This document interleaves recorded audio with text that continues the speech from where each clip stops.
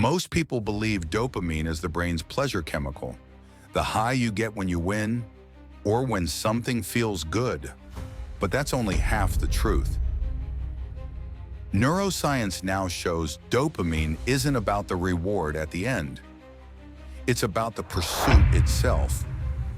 And once you understand that, you unlock the real fuel behind human persistence. If you've ever started strong but fizzled out, if you've ever wondered why motivation drains away long before the finish line, this is the reason. Today we'll uncover how dopamine really works, why it fails you, and how to retrain your brain to run on the fuel that lasts. Dopamine is not about trophies. It's about signals of progress.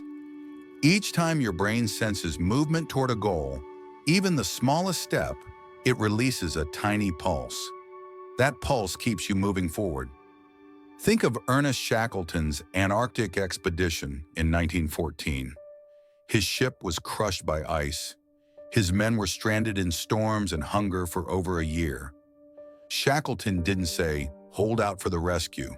He narrowed their focus. The next seal to hunt, the next mile of ice to cross, the next sunrise to see. By stacking those tiny victories, he kept his crew's fuel alive. And against all odds, every man made it home. That's dopamine in action. It wasn't the distant hope of rescue that sustained them. It was the steady drip of progress, one micro win at a time.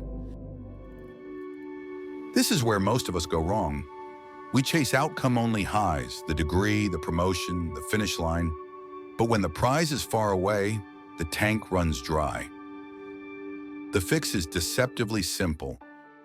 You must teach your brain to recognize progress in the smallest possible steps.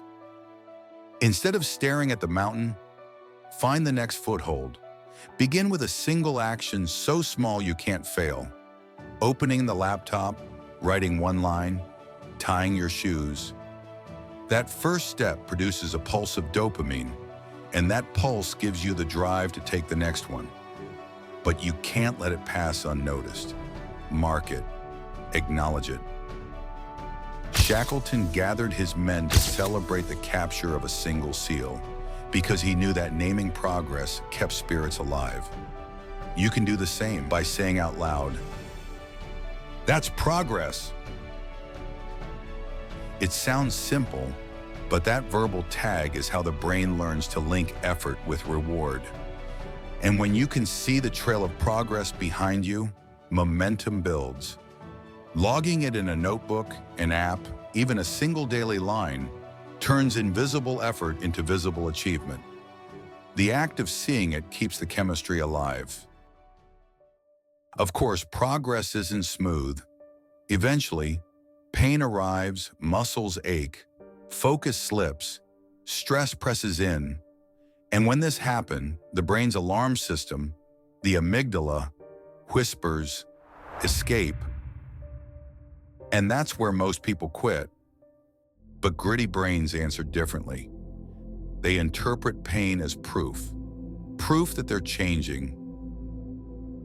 Psychologist Kelly McGonigal calls it the stress reframe, shifting discomfort from a stop sign into a mile marker.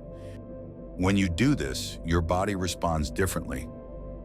Endorphins mute the sting, norepinephrine sharpens focus, and dopamine, still flowing from those micro wins, keeps you in motion. That's why elite soldiers have a phrase, "Embrace the suck."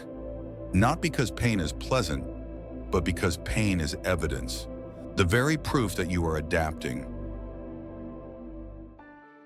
To make this stick, you must also protect your fuel. Before beginning hard work, remove one sinkhole of cheap dopamine. The phone on the desk, the tab with social media open. Each one siphons the fuel you need for persistence. Protect your chemistry, and it will protect your effort. So when progress feels distant, shrink the goal until you can see the next step. Take it, name it, record it. When pain arrives, reframe it as growth. and keep your environment free of distractions that burn your fuel elsewhere. So why do you burn out too soon? Because most of us are running on outcome highs instead of the real fuel. Progress. When you switch fuels, persistence becomes natural. In video 1, we saw that grit is wiring. Today, we saw that grit is also fuel, the steady drip of dopamine from progress.